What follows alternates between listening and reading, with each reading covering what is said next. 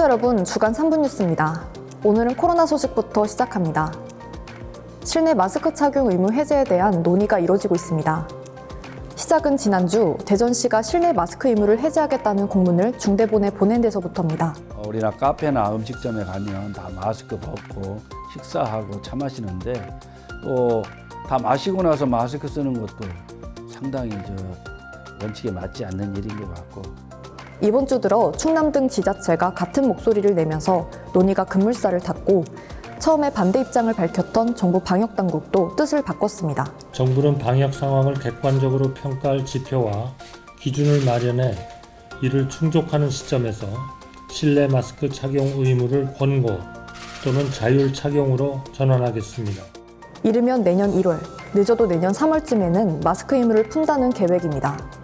따라서 내년부터 학교에서도 마스크를 벗을 수 있을지 관심이 모이는데 대전시 한 관계자는 병원 등 감염 취약시설은 마스크 착용 의무를 유지한다는 방침이지만 학교의 경우에는 정부와 계속 논의 중이라고 취재진에 밝혔습니다. 모레부터는 만 12세에서 17세 청소년을 대상으로 동절기 코로나 백신 추가 접종이 시작됩니다. 이번에 활용되는 백신은 화이자사의 BA1과 BA45 기반 2가 개량 백신입니다. mRNA 백신 접종이 어려운 경우 노바백스의 백신을 접종할 수도 있습니다.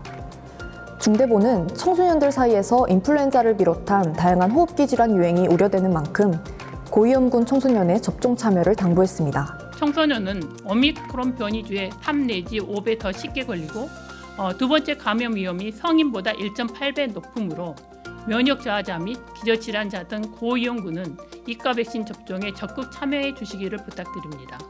한편 지난주 코로나19 일평균 확생 확진자 수는 4,600명으로 5주째 4,000명대를 기록했습니다. 13세에서 18세 인플루엔자 의사 환자 분율은 외래 환자 1,000명당 58.1명으로 유행 증가세를 이어갔습니다. 다음 소식입니다. 어제 수능 성적표가 배부됐습니다. 수능 성적을 바탕으로 대입 정시 전형이 진행되는 만큼 이제 본격적인 정시 레이스가 시작됐다고 할 수 있겠습니다.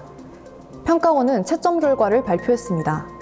올해 수능도 통합형 수능으로 치러진 가운데 수학 영역 1등급 표준 점수가 국어 영역에 비해 높게 나온 걸로 나타나면서 문과 학생들이 상대적으로 불리한 게 아니냐는 우려가 제기되고 있습니다.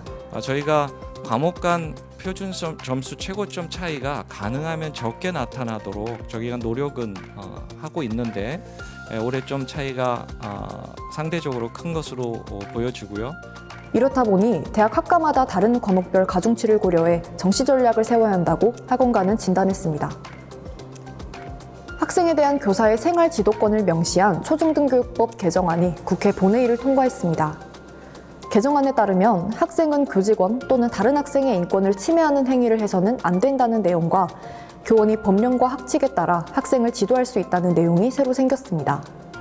국회 교육위원회는 제안 이후에서 교육활동 침해가 꾸준히 발생함에 따라 학교장과 교원의 생활지도권을 명시하는 거라고 했습니다. 노우키 울산 교육감이 그제 향년 64세를 일기로 별세했습니다. 고 노우키 교육감은 울산 최초의 진보 교육감이자 여성 교육감이었습니다. 1979년에 교사 생활을 시작한 노 교육감은 86년 교육민주화 선언에 참여해 해직됐다 14년 뒤인 99년도에야 다시 교단에 돌아왔습니다. 한 아이도 포기하지 않는 울산 교육을 기치로 2018년 지방선거에서 처음 울산 교육감에 당선돼 4년 동안 울산 교육을 이끌었고 지난 6월 선거에서 재선에 성공했습니다. 앞으로의 4년 완전히 새롭게 다시 시작한다는 각오로 변화와 혁신을 멈추지 않겠습니다. 그 변화와 혁신의 방향은 우리 아이들의 행복입니다. 그러던 노 교육감은 지난 목요일 오후 심장마비로 쓰러지며 갑작스럽게 세상을 떠났습니다. 노 교육감의 빈소는 울산 시티병원 장례식장에 마련됐고 울산 교육청 등지에 시민 분향소가 마련돼 있습니다. 울산 교육감 보궐선거는 법에 따라 내년 4월 5일에 치러질 예정입니다. 최근 세종의 한 고등학교 학생이 교원 능력 개발 평가를 통해 교사를 성희롱한 사건과 관련해 교육부가 유감을 표명했습니다. 교육부는 그러면서 교원평가 서술형 문항의 필터링 시스템을 점검 개선해서 교원 피해를 예방하겠다고 밝혔습니다. 오늘 소식은 여기까지입니다. 여러분 고맙습니다.